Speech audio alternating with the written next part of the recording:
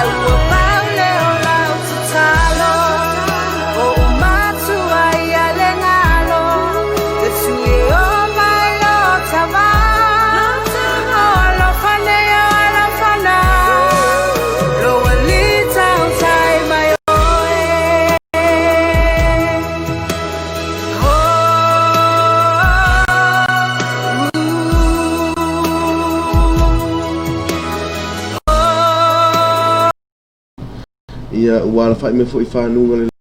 le tai au ia whatalo whatu sofu man malo tātori whaola Yesu Kiriso ia i le tai au i le pai man malo tātou atu nu tupu mai e ia i lato umalava ia ua mwhai ona maua mai ia le tātou mawhutanga i lunga tātou live ia i le tai au le vi inga whafo i tātou tapa au siri langi no na lofa mananga le ia ua mwhai ona tātou au dia mai nei tai au fo tai ia mai fo ia soifua ia el malo su tātou atu nu ia ele ngata ia ia le ola vai ola ona foi penal tau tuaina le pa ia malo su tātou le ngata i tātou lo mafuta mai atu nu e mamau ia o tātou ainga wompa anga ia lo fa pena ona mafuta mai ia isa mo nei ia e fatalo fa tuaina la por kalame ia le Usu Seu ma le Loabay ia te o malava ia ufa pena ona maua mai tātou whasalalaunga ia i le tau tui sao atu lava tātou whasalalaunga ia i le ofisa autu o tātou company Loabay ia i whale lau niu nei ia tu sai fo i ma le tātou mawhtanga le tai au o te tai tonu ufa pena ona te alef tu tali utangi mai a foi on stole niu tua oi ia tu sai fo i mtalo sanga ia ma talo sia e foi ia tiu te mga luenga nei aso ia e ala lea i le whaamua lava ia o le ingman whaftai i le tātou tapa au siri langi i lona lofa mananga le ia o tātou au lia mai nei aso fau ia good morning Samoa. I welcome and greet you in the mighty name of Jesus to all our non-Samoan viewers. Good morning on this lovely morning here in Samoa. We're straight our live from our main office here at Falelau New. Yeah, for our program this morning. If atalofa tu ai, ya ilato malava ai te tonu ma mafofau ya Loabay no tusa ya manuia mai tatu wa tapau siri langi ya inai tu Loabay ya ilato malofa pena ona ma futa mai ya i nei tai au ai pe ya ona masani e foi e fia ia tele la uto o auna ia e whaasoha atu foi ia se upu mai la fia pa ia le atua ia e tō matawa i foi le tātou waso ia e taita ina i foi tātou ia o tātou walo i tiu te mga luenga o le tātou whaamalosi la po le tātou whaamanatu le netai au maua mai lea i le tusia i Isaia lona mta upu e ono sfulu a lona fai upu e sfulu mantas amen Isaia lona mta upu e ono sfulu a lona fai upu e se fulu mantas wa pero fai ta wina e ava no pe lava fai to ai le puni tia i le au malepo ina ia au mai ia te oi o loa onu ese ma ia taita ina ai o la to tupu amen toi fa fonga mai e ava no pe lava le fai to e le puni tia i le au malepo ina ia au mai ia te oi o loa onu ese ma ia ina ai o lātou tupu. Amen. Ia o le nei tai au. Laguna lava le whaftai. I feel so blessed this morning to share with ia o te fia lava e whaasoa atu. Ia manu sa tātou atu nuu. Whaamanuia ai foi oi. Whaamanuia ai foi au. Ai le ngātai le o tātou a inga foi. Whianga i foi tiu te mua luenga. O le whaamanato lo tuina mai i Isaia. O le saunoanga po le whetalainga a le atua ia Isaia. Mai e whai loa i lona nuu. Ia whai loa i lona nuu. E leo puni tia le whai totoa. Amen. I le au ma le pō. I le au ma le pō. O le whai totoa al tātou tapa au siri lang. E leo te punia. Amen. So o le ale taimi e te wala au atu ai mo se soani. O le ale taimi te wala au atu ai le atua mo se whaamanu ianga mo oe. O le ale taimi te wala au atu ai i le atua i se whaamalo longa mo oe. O loo awa noa al whai totoa. Amen. Awai peia ona au mai i le lua timo teo e lua na whai posu mai o le mea lea o te ono sai ai mea uma. Ona o le au filifilia. Ina ia maua i lato uma lava leola ia ke riso. O le manuia e whaamavan. Amen. Ia ua o le fionga pa ia le atua peonta ua. Ia olo ia i le tali. Ia atūranga uma lava so se vesili o ia i tātou. Teimi nei i tātou wola i fo ia i le nei lalo langi. Ai o le whaamalo si mo i tātou nei asu. O le nei tai au. Pamela fionga pa ia le atua. Pamai awha apia i tātou te wala au atu. Ia i whetalainga ia Yesu a tātou wala au atu. Ia i longa nai ngoa. Amen. Ona o tātou maua lea o mea uma tātou te o lea tuai. Amen. Ia o lo whaamalo. Pia o tātou whaamalo si ni tai au. Awane i ngalo ia te oi. I le au ma le pō. E la ngona e le atua lau te talu. Amen. God hears your prayer. I so se taimi lava o le aso. E o i le au ma le pō. Whamanatu na i e mo i tātou. Ia i le nei tai au, nei aso. Awane i ngalo ia te oi. O le atua o manuia. God is the God of blessings. O le atua o manuia. God is the God of grace. O le atua o lo i e manuia mo oe maa. A whaapea la e o awa nei e ma salo i se taimi te tuina atu ai. Ia lau te talo i le atua. Awani e ma salo. E tali le atua ia te oe maa. Amen. So whatever time, whether it's daytime, whether it's nighttime, the reminder for you and me today, God's door is always open for you and me. God hears our prayers. If I fonga le atua, ia tātou te talo. Awa fo ina na tu ina mai fo I peo sau noanga a le whaola ia Ioane. Tātou te le I filifilia le atua. Aina filifilia e ia I tātou. Amen. I le olo mai tu se Ioane. So remember, you were chosen. Amen. Ia tātou manatua. Wa filifilia I tātou le atua. So o mea uma tātou te o le atua I le tama. E ala atu I le alo. E fo ina ia te o tou. Oma whamai tu si le whiong pa ia le atua. A whapea tu mau ia te o tou upu. Ia la upu. Ia tou ole mai I le whaatua tua. O le au tou maua. Amen. O le key word po o le upu whaatau waina. O le whaatua tua. Amen. A wafa mai. A le eise whaatua tua. Mai le whiong pa ia le atua. A le eise whaatua tua. E le fia mai le atua. Amen. A wa o tūlanga umai mo I tātou toi whamanatu mai fōi. Ia tu sea Roma. Whamai tu sea Roma. O le mālo le atua. E le o mea e ai po o mea e inu. A o le ami o tonu ma le file e mu. A whapea o lo e mana o se manuia mai le atua. Whaalau tele ia lau pisinisi. Believe that you will receive your blessings from God. Amen. Whamanatu nei tai a wa whamai lea langa ia pesa mai. Le atua ia e whaalau tele i o whanua. Amen. Ia e whaamanuia I lo ainga. Awane e iaise mai o ia tia. Amen. Ia o te talo ho ilai tai au ne ia e tātou alanga pira langa ia pesa. Le atua ia e whaalau tele i o whanua. Ia e whaamanuia I la unga luenga. Ia e whaamanuia I lo ainga. Ia e whaamanuia I la upisinisi. Awane i se mai e mua mai. E o mai e tia. mai ia tūlanga o le tupe maua, mai tūlanga ia o le vai o lo tino, mai tūlanga o le vesi o lo ainga. E le se mai o ia te o e pia e tani tonu. E fo ia e le atua mea amen. O le te whamanatu nā mo i tātou le nei tai au, ia o se whangu fo i mo oe mau,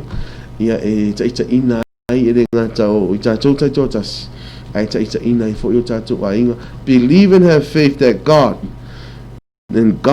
is waiting for your prayer. Amen. O le taimi lawa te au ngani atua i le atua malau loto a atoa, hanga a atoa, malau whaatua tua. God will answer all our prayers. God is waiting. God is waiting to give your destiny for the future. Amen. Wa umatu langalo e nau iai i le lumana e whamanui ia no a inga, whamanui ia te manuia i lau pisinisi, whamanui i tūlanga umalava. So se vaenga lava o leo langa nei. God is waiting for you. Amen. Na o lo tatalo ma etu ina atu lau mori mau, ma tu ina atu lau whaatua tua ele atua. God will do the rest. Amen. Ia o le whaamalosi nā, ia mo i tātou, le pa ia le mamano se tātou atu lu whaafonga mai foi. A wane i ngalo ia te oe, e le punitia na whaita to ala tātou tama o i langi. Ia i le au ma le po. Amen. A wa ole tusia isa ia lo whaapea mai, ina ia au maia ia te oe, o loa o nuu ese. Amen. So these are the blessings. O lo fa pena o le fa tali le atua e fa amanuia ia te oi. Pau wa tu langa tau tatu fa ia tatu wole tama. Ia tatu vala au tama. O fa mai tusi lava i saia fa mai a e fa ala talata i le atua. O manu o mo o ia. Ia tatu fa ala talata ia te ia. Manu o mo o ia. Ia e vala au watu ia te ia. Ia manu o la ngona amen. God is waiting to bless you. God is waiting to give you healing. God is waiting to expand your business, to expand all the blessings that you are working right now. Wa umatu langalo e ngalua temini. Pe ona uta wa i tele o tai hau. Wa na ole afia pa ia le atua. E au mai le tali mo o e ma. Ia sa moa, ia fa manuia tele le atua i tiute mga luenga o uma faiva. Ia o lo tatou ngā lulue. Le ati nga enga o tātou a inga le ati nga enga ia o i tātou tātou tasi o pisi nisi ese. God is waiting for you to call. God is waiting for you to pray. God is waiting for you to have faith. Then He will bless you. Amen. Nana e ole atura malau whaatua tua o lo loto a toa o lo wanganga a toa. O na whaamanuia leo le atua e toi. Ia lofa le atua ia. Fa pena no toe fa mala malama tili upola na fiong pa ia o tātou faita wina ne tai au e avia os fa malosi at oe avia os fa malosi at au ne aso ia au tātou sava vali e foi ia i tātou savalinga o tātou tini tau nu mai i le onga tonu o le nei tau sanga ia fa manuia le atua ia i upola na fiong pa ia le i mo tātou faita wina ia tu mau pe ia te ia le vi inga mata tu nei se ia o i fa amavau lava. Ai ole atai na tu stato peselea e fa manuia ia lo fa fonga mai foi i le nei tai au ai e fa silina i pia le vi inga o lo tatou tapa au sililang.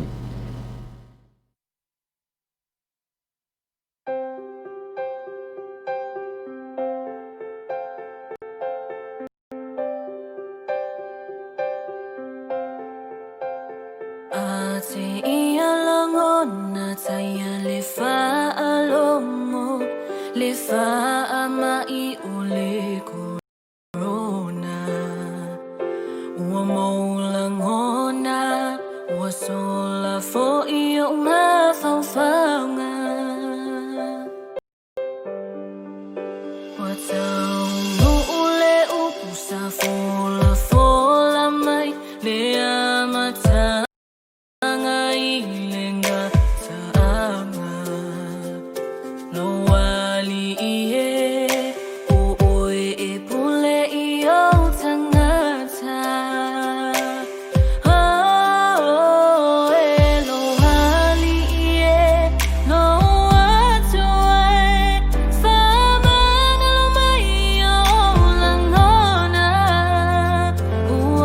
Tangi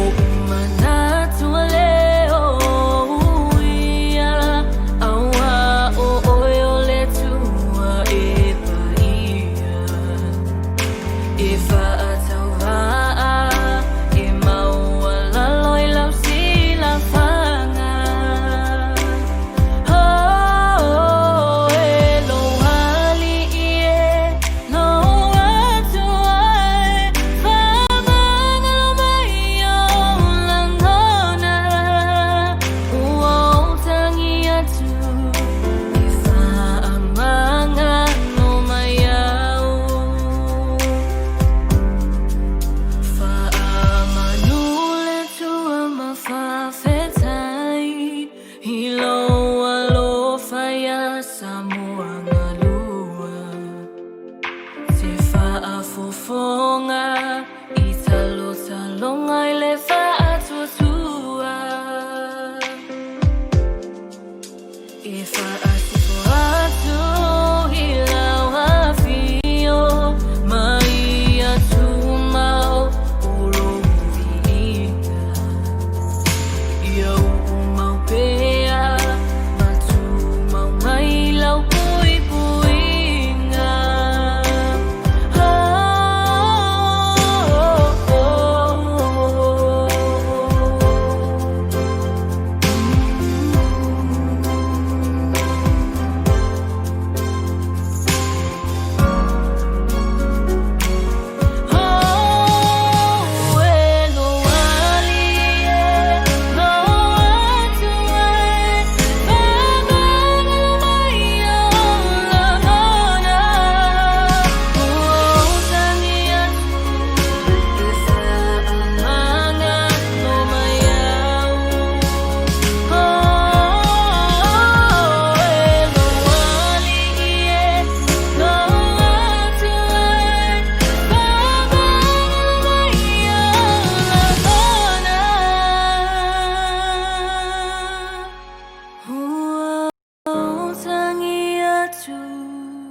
If I'm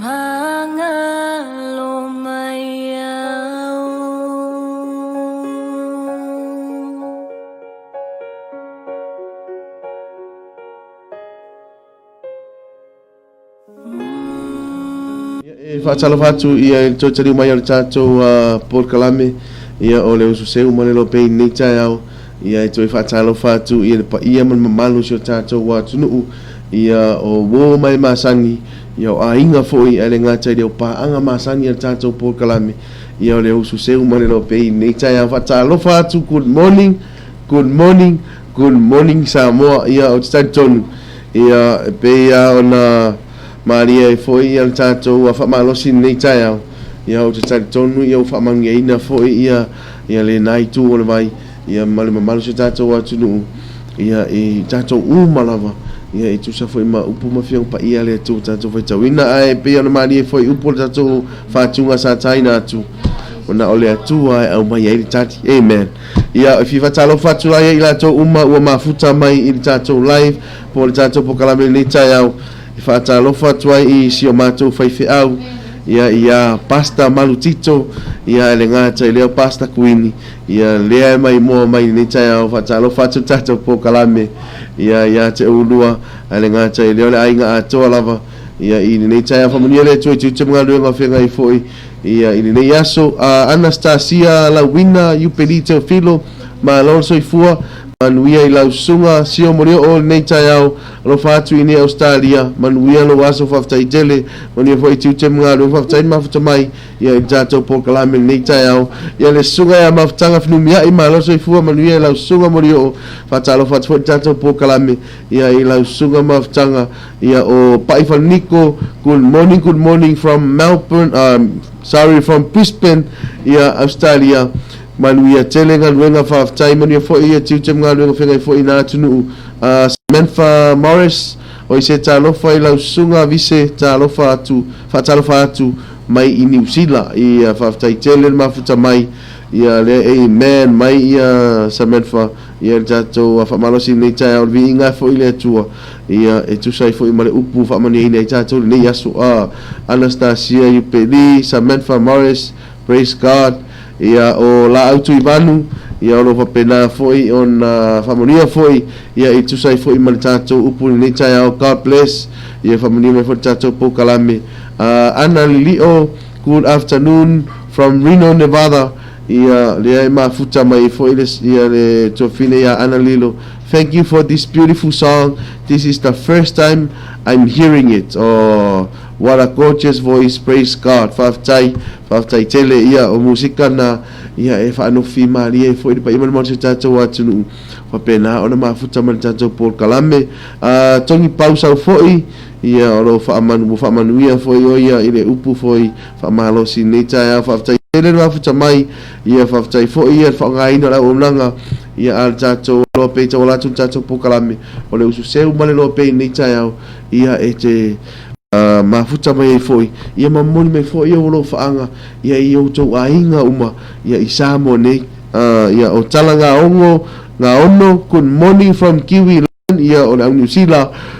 Samantha Morris ia o matua fia lava ia lo pati mai foi ao ia o le tofine ia ana lilo tu sai foi ana lilo tu sai foi ia mal tatou fatunga sa taina atu famelea anisi tau maoe so fua manuia so fu manuia lau usu seu le lei tai au fou faftai malosi ia ai fia manuia atu le aso so fua mo si matou tama pele ia tai fu afa maa te faftai le lofo tama fa langi mo nei tau sa tele ua fitu se fulu ma le valu ia le nei o lo so fua ia lo falta ma tu lui fa poponi si aso se tele i lo soifua fa tai ten mo o ro tau singa mo i matou fa nau manumia lo was soifua love maya misa lopa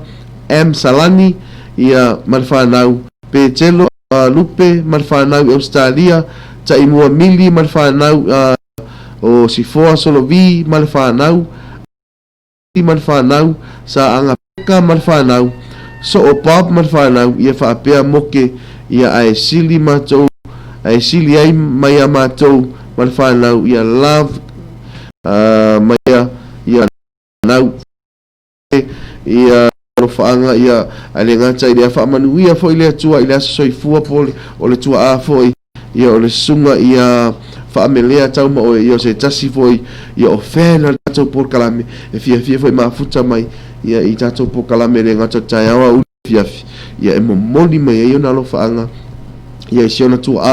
ia lea toa i nei ia le fitu se fulu ma le valu ele la i titi tau sanga ia o fua foi o tu foi o familia o fua ina ele atua ia o le vi inga foi le atua o fai na ulia mai ia nei tau sanga e tele ia ai o lo fa pena ona ma lo si pe o ia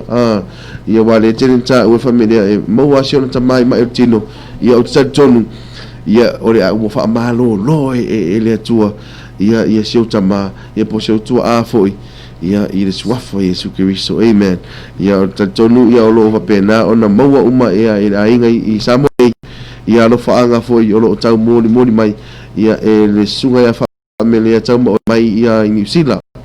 Maria Alosia good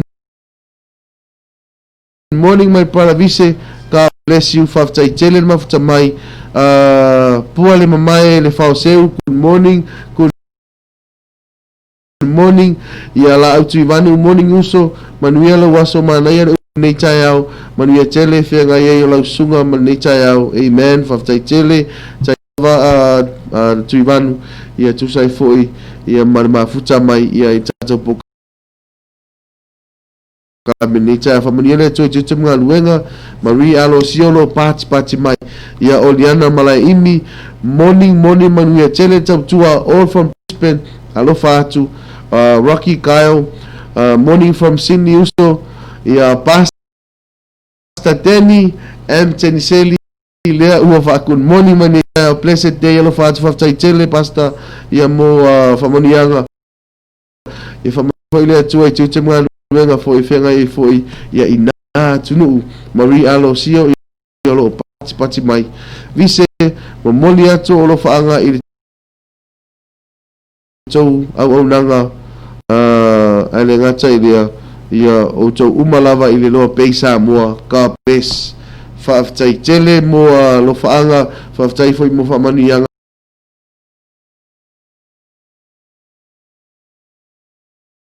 o talo foi le tua ia pe ho te talo le matou tama te pule ma le afionga fo ia fe mai ia i tatou ainga ia tu e mamau ia o to maua pea ia le fia mai le ali ma le file mu mai le ali ia tatou te maua se mafutanga ia ele ngata le inunga tatou Facebook page lunga tatou YouTube channel o na ta na ia po le manu lauti fo le na o tatou pokalame ia ole o nanga matau tu ala Loabay ia tu ina atu lava ia tu langa malava fia foi ia mon poi ri foi ia o topo imo to manu tu langa me lo tu pu samo nei au le tai au o te fata alofa atu. I want to say good morning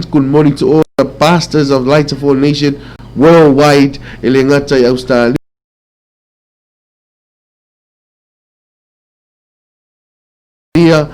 o New Zealand, o Fiji, o Tonga, ia masamo nei, ia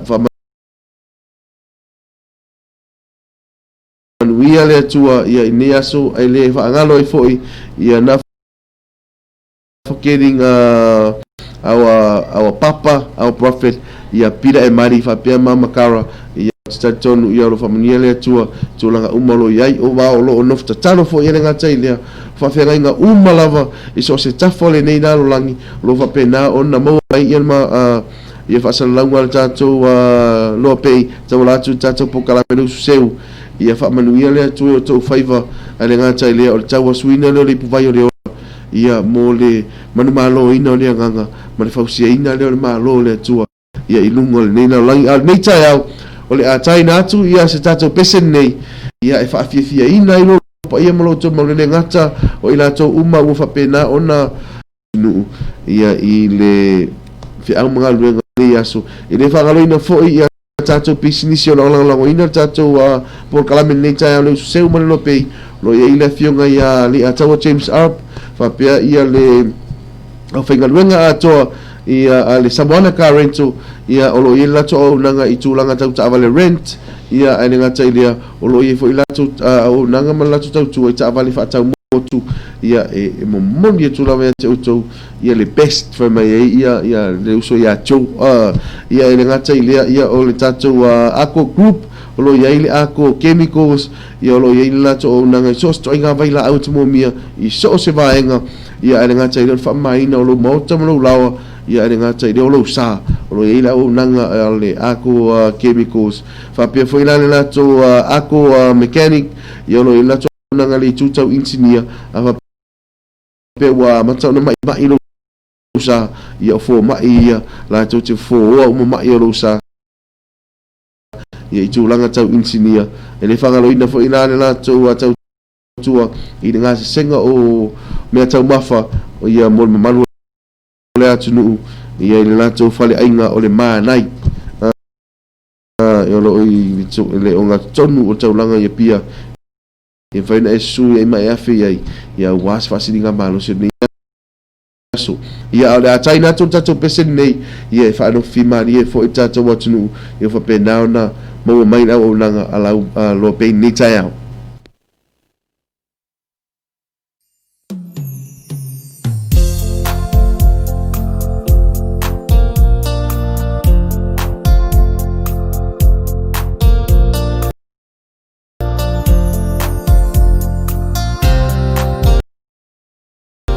if I feel na man no fo na tu ato ya yolo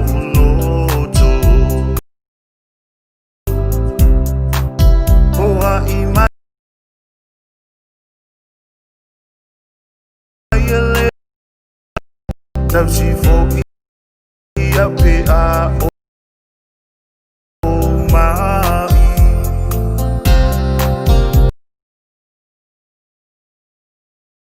o te whawheta ia tu i le mafu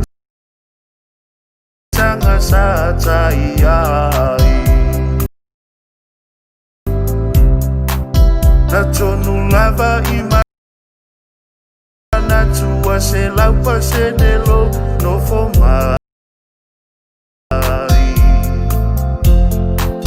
pa ane ne fua i vai tu ina naunga ua ma fua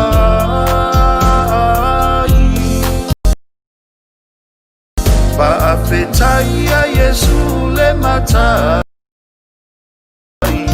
lona alofa ua filemu wai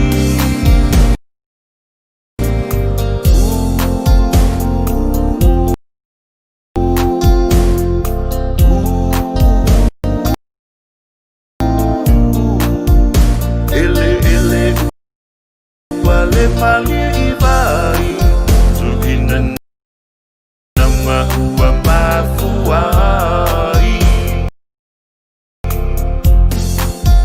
Tatala noanga mafutanga yo olava ileo oti Pe o te mua fo ila utala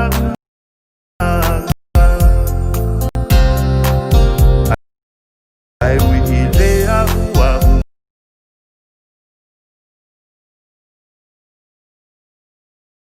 Ma o te leto e via manatua Wa o whaamanga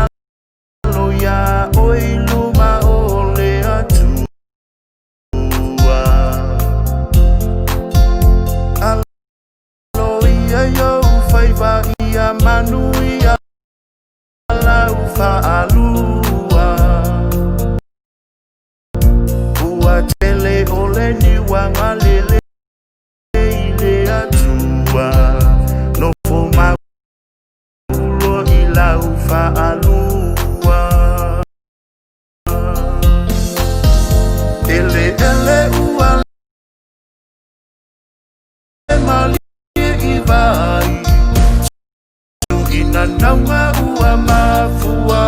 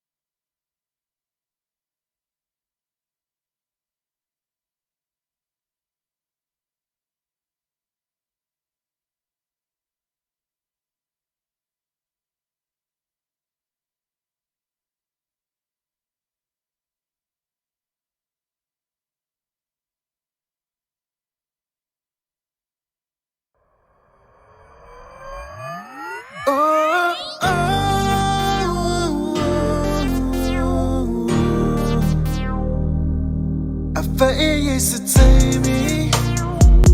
it's tonight. I felt it yesterday, it's a time and two. I finally low, be only low to it. Nangona lema ini my only Tino. Bisiala, believe my fitness I believe ya. Now my feeling on a uama to live fia. Lilo loto lemoana, sita o see ya. Wapua o langi ma fitia. Say it's a la no ama.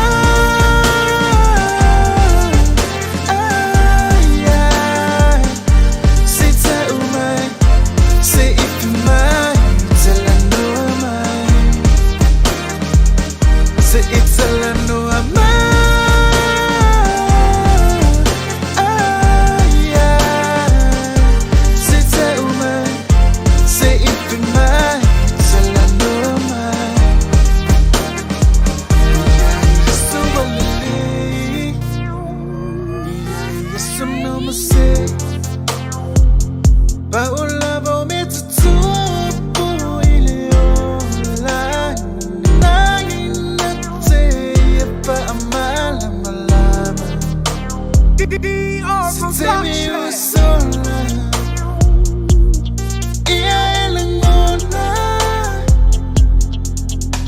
você ele mais fana fa amanga lo ita ini yang mauinga ai ia ema wala pia malsa unatuna se itala no ama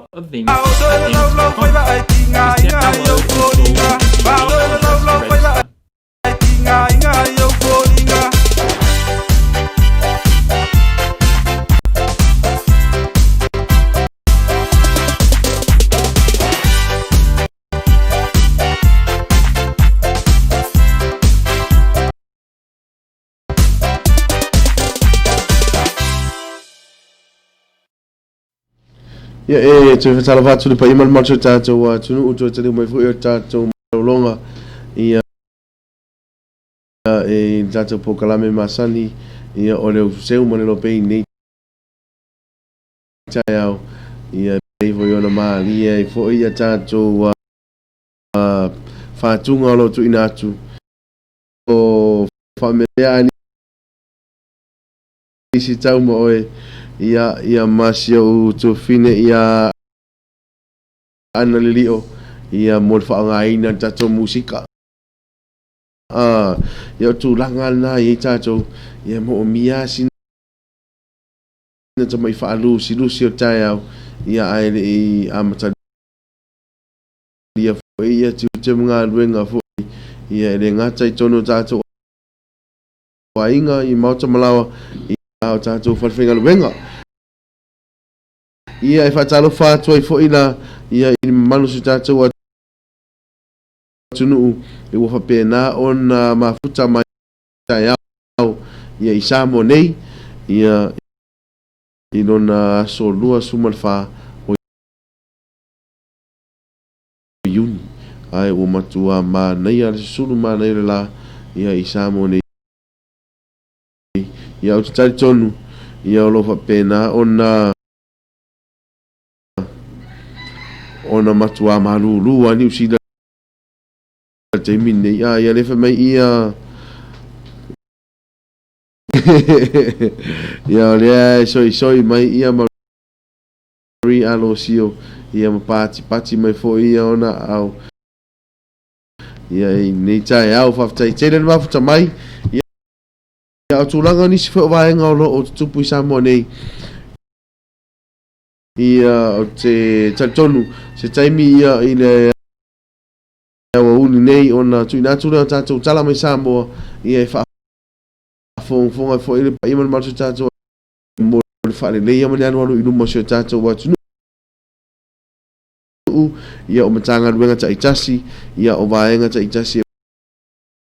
mo mia le fia whare leia ia lo tala noa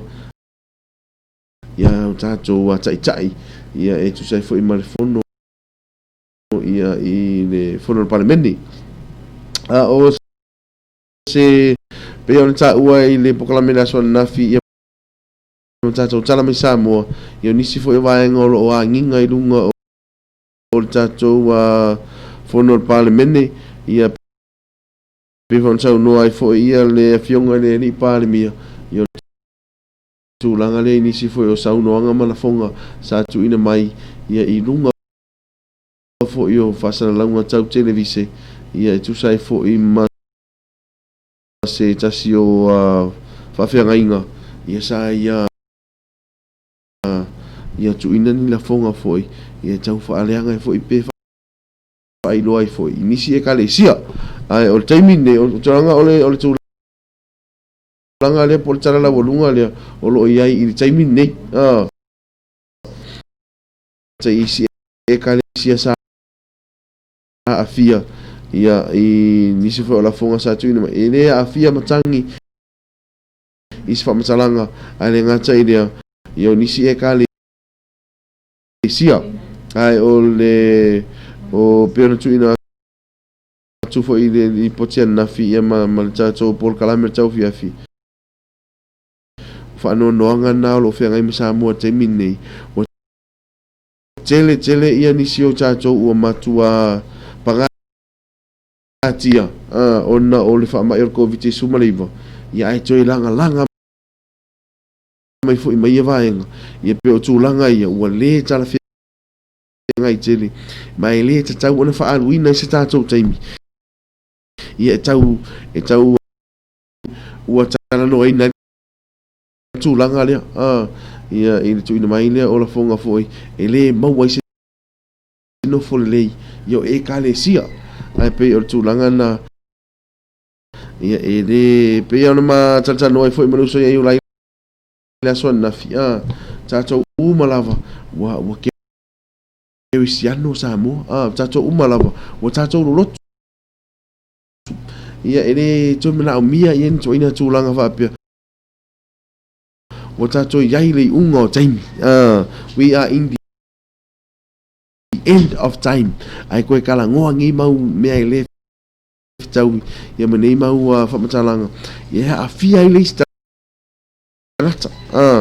ai o teimi nei o tātou o le fia ia ia tātou mau o le fia mau o le fia mu ia leisi si mema sa sauni uni tātou fa sauni uni tangata ia ile unga o nina o laki ia wa tau te le mai doa pe ona atu ina mai foi fiong pa ia le tu tātou te le loa le taimi ai pe o tūlanga ele a whawhia ngainga ia ele a fia uma ina tau uma au na le atua o lo tau tua ina sio tātou watu ia ma whapena o na fola ma fola ina le upu le ola ia pe ia ona Maria i foi ia sao le lei lava ia le foi ia tu ina mai ia nisi foi tātou paanga ia tūlanga nai reo tō mina amia taimi nei o le si vaenga lo ia taimi nei taimi e whafo ngai foi tātou tala mai sa moa nga tai lea ia se o tonga ia o tātou sports ia o taimi nei o whaanga solo ni somta upu ia o le suesueina leo ni sio vaenga o tamata alo tamata alo tai toi fitu ia lea ua nginga foi mo mai foi ia mo mai foi ia whamatalanga ia wo ia inisio ila tau afia tūlanga lea tau fasu ava ua lipotia inisio tangata ia wa ia au nei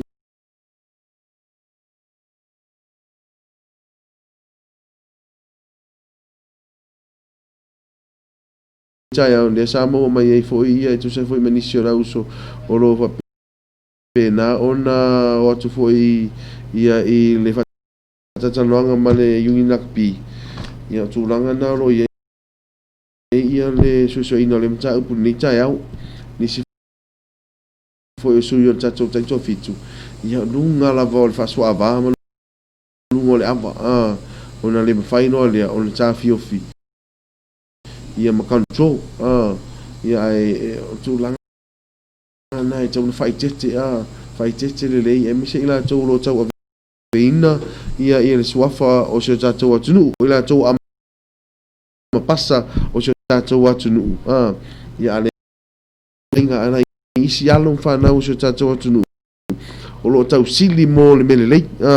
ale la avea le lango mate etas faaleanga o mai soa o mata mo fainga ia tato au tato fitu ia fa malo atu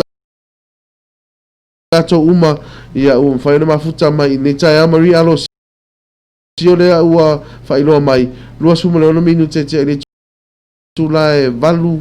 ia i Brisbane Australia ia fa talo vatu ai ia i lato uma lava o lo mafuta mai i Brisbane ia le foi ia nai a inga foi atalo vati a Dave Tanielu ale ngata ilea o ten sa wa Tanielu ia o lo fa mafuta mai nai Brisbane ia mata itu tau tonga ia ale ngata ilea ia no falo ia masio uso ia Barcelona mamo ia fa pe ia falto ia Grace ia ma latari ia Lennox mo tau tu atu umana ia mai le musika mo li atu ma tau lo faanga ia ma tau ainga umalava i nai Samoa ma tau ainga i le visa le moa ia ma tau ainga umo sala lau ai ina tuangane o uso tai to lua malatu fanau ia ai mai sele tina ia o tino mika i le visa le moa fa amole mole ka mai le pese Yesu tau tai lo va fa amole mole lava ia alo fatu i lau sunga manuia le tiute ia nei tai fa tai tele mo lo faanga fa tai foi ia le mafuta mai ia i le tato por kalame nei tai uma la fa fatu ia sunga ngafa ia kalai ia ta lofa lava brother vise sia malo tau tu tunu lofa atu mo oe ia male ainga and God bless fa tai tele ia lo mo mai lofa anga mai Papua New Guinea ia ile ia malo ta talo mai foi ia le sunga ia ngafa ia kalai mo tato Paul Kalame ia ile nei tai au a me dia tamo oe ia le oto ia mai nan fotuanga wana o Yesu lava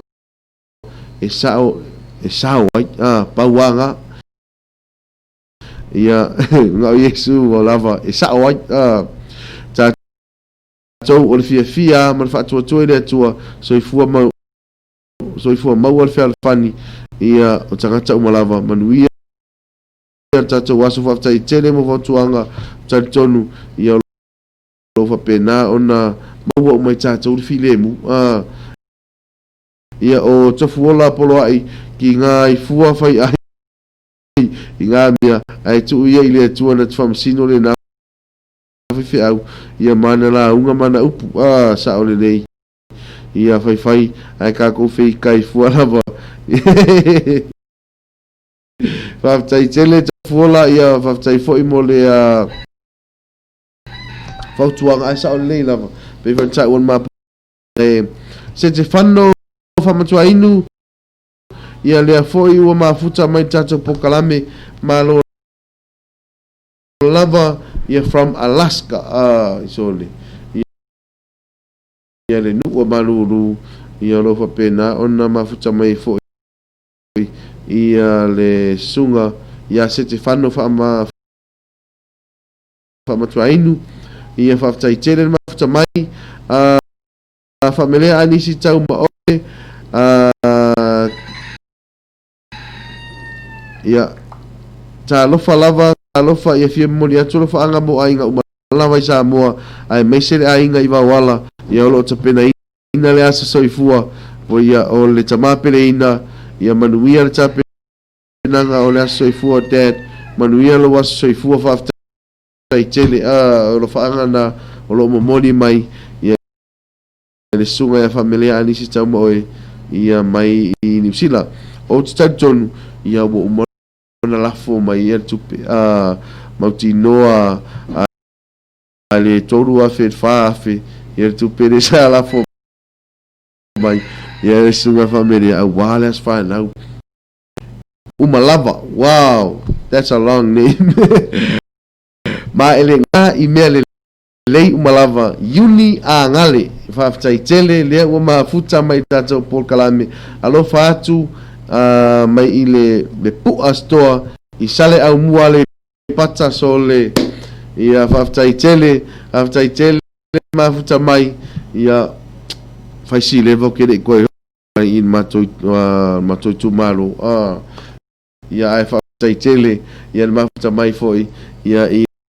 tato Paul Kalame i nei tai au ai ai awani ngale e ini alo faanga o soifua os fa nau ai foi ni o faanga fi momoli o ainga o se fata sanga ina ia em fai ona tu ina atu ia ilunga tato Paul Kalame ai ia le foi o mafuta mai mero pulu perifoti malol ngalue malol tau tu tunu moli atu lo faanga sho ainga i fasto uta please ia ainga malava o mero pulu perifoti ia lo moli mai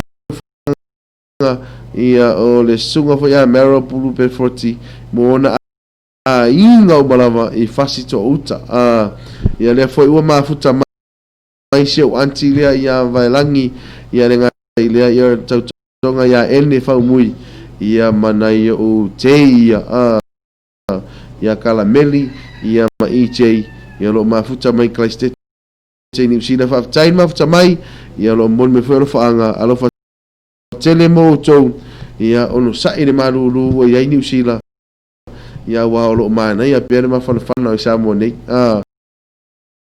I live amita I'm watching this good program God bless you from Brisbane Australia faftai tele mafuta mai ia o mafuta mai Brisbane Brisbane the blessed city ia o Australia I lai whaamita oso I fu mas whanau whai ana taina mai alau whamanu ianga ia utano makua wha upu lelei ia mori foi mona yo a inga I samo nei ai manu ia tele ia tutem ngā luenga ia ne ngā tailea ia o lava singa ese o tato a inga ia I tua mauta malawa la tau folong o lo fia ngai mara ngā wina le vau whango taina ngā tai whani e rei whai kofi e wafa mai ina ngala mai kala le sko inga ia pahu a leo ngā luenga ia e ue lalo le uru ai uru ngā vai sei tu rou le pa ia malu si tato atunu whaafonga mai pahu a leo o le whaiva po le taeleni foi po le ngā luenga foi e ue lalo le uru ai uru ngā vai ia pasta la tua and pasta lupe good morning ia talo fatu ia te o tau malava se ai ngai Brisbane I le wafa man malo Yesu Keriso fa mania le tua I lau sunga ai mai se po kalami matungo fine ia so Lord bless fa taitele ia fa mania foi le tua tu te mga luenga fe ngai e foi ia masio tatou mau tatou a inga ai le ngata idea ia le sunga ia pasta la tuan pasta lupe ia mau a inga lava I Brisbane Australia Amelia tau oe fa mole lava la sunga fa manuia atu le aso soifua o le tama ia afa I vawala ua atoa ia le fitu suma le valu lona soifua I vawala alo faanga nga ia watu ia I tina ia telesia alo fatu fo ise utuangane ia nisi tau ma oe ia I vawala ia faftai tele mo alo faanga ia wapena ona moli mai ia ele sunga ia Amelia tau ma oe ia wapena fo ina lona winga ia e masanga la vaenga ia ma le sunga fo ia familia anista mo oi faftai ele mafta mai ta tonu ia o lo solonga le leita penanga o mo la soifu al tama ia toi fa manuia toi la soifu ia o tu a foi por tama ano fi mari e foi do taiau ma ia mo ai pesina o atam sina fia ia ma lalo ai foi ia ma fanfana ai foi le malu rua na tunu pesen nei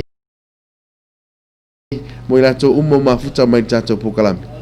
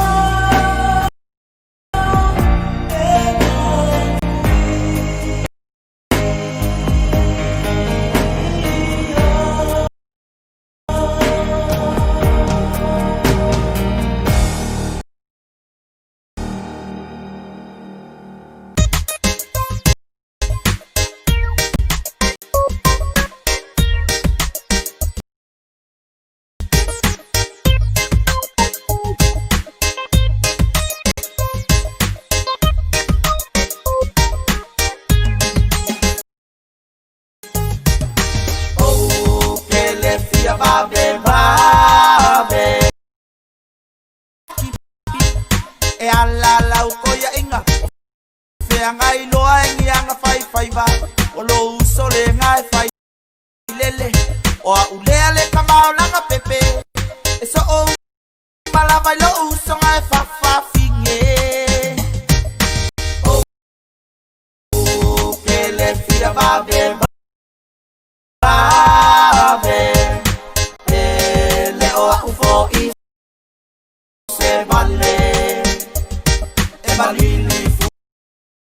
ole ulu ngai ke iwa ka elo ulu mawalo oe kai ha wa kokongu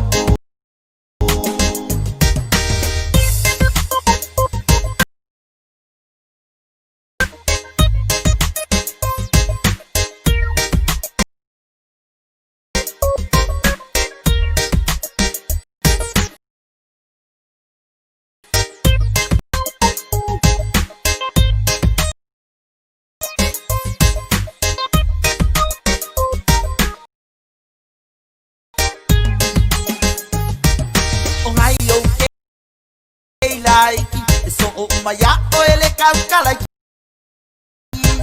o lo anko ngai ka umai o kase uele io o ile va i waka elo mawalo o e kai au o kokongu o que le fia va de va le o ufo i se vale e malili fua ole ulu ngai ke iwa ka elo ulu mawalo o e kai au o kokongu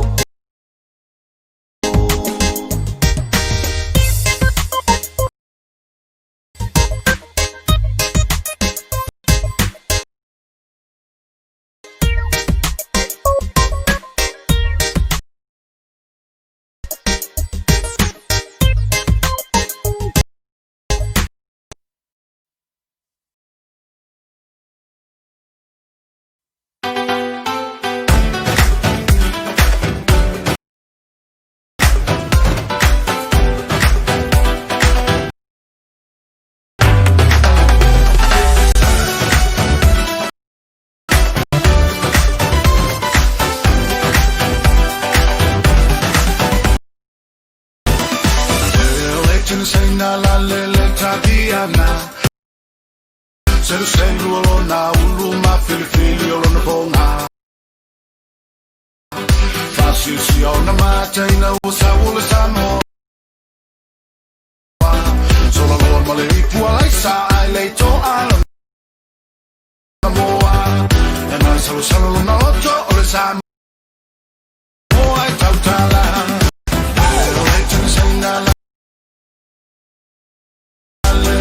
Diana, seru olo na ulu ma filifili olo na bonga fasisi ona mata ina usa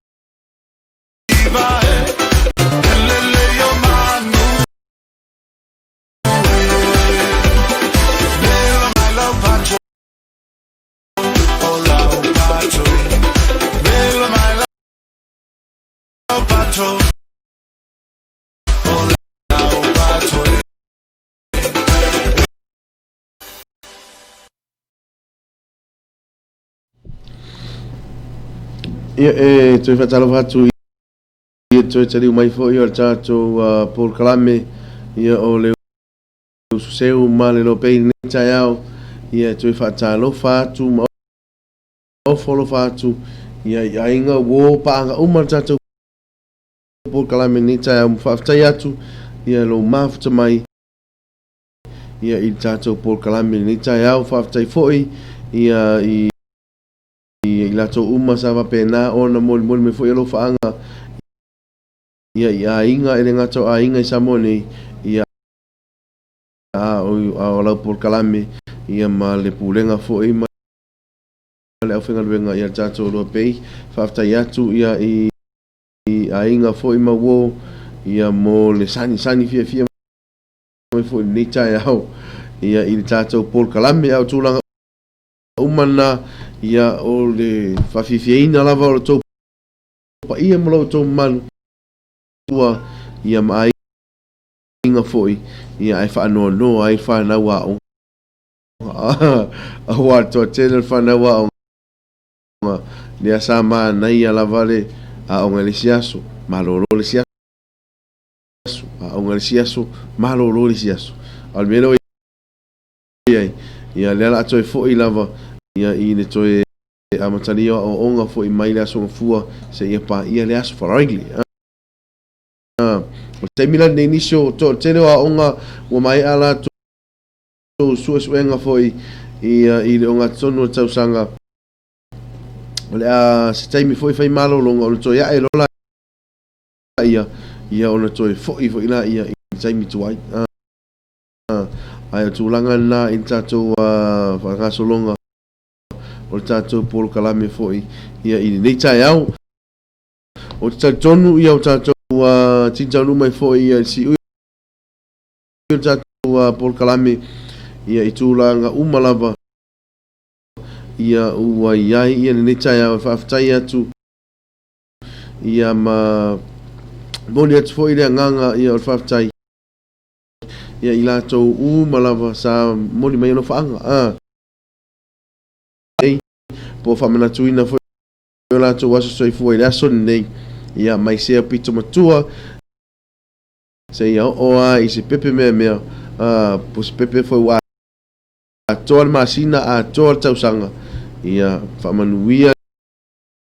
le atua ia i tūlanga o soifua ia whapena le ola tuputupua ai le ngātai rea o le maa losi a toa ia whapena ona maua i tātou ia a o le taluai ona ua lua ia lo whaanga